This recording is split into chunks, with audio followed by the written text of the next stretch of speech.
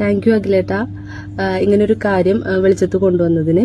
കാരണം ഞാൻ big boss ഷോയിലേക്ക് വരാൻ ആഗ്രഹിച്ചിട്ടുണ്ടായിരുന്നു. ആ സമയത്ത് നമ്മൾ ഫെയിം ഒന്നും അല്ലാത്തത് കൊണ്ട് തന്നെ എങ്ങനെ വരും എന്നുള്ളതൊന്നും നമുക്ക് അറിയില്ലായിരുന്നു. അപ്പൊ അതുകൊണ്ട് തന്നെ ഒരു മീഡിയയിൽ വർക്ക് ചെയ്യുന്നതിന്റെ ഒരു സുഹൃത്ത് വഴി അപ്രോച്ച്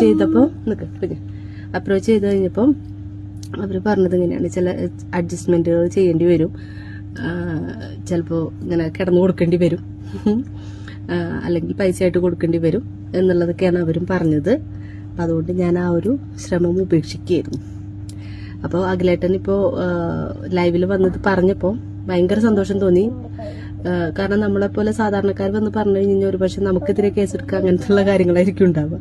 പക്ഷെ നിങ്ങളെപ്പോലുള്ള ആൾക്കാർ ഇത് വന്ന് പറയുമ്പോൾ നമുക്കുണ്ടായ അനുഭവം അതിനോടൊപ്പം ഷെയർ ചെയ്യാൻ യാതൊരു മടിയുമില്ല. നിങ്ങൾ നല്ലൊരു കാര്യമാണ് പറഞ്ഞത്. ആളുകൾ അറിയണം, കൂടുതൽ ആളുകളിലേക്ക് എത്തണം ഇതിന്റെ പുറകിൽ നടക്കുന്ന കാര്യങ്ങൾ.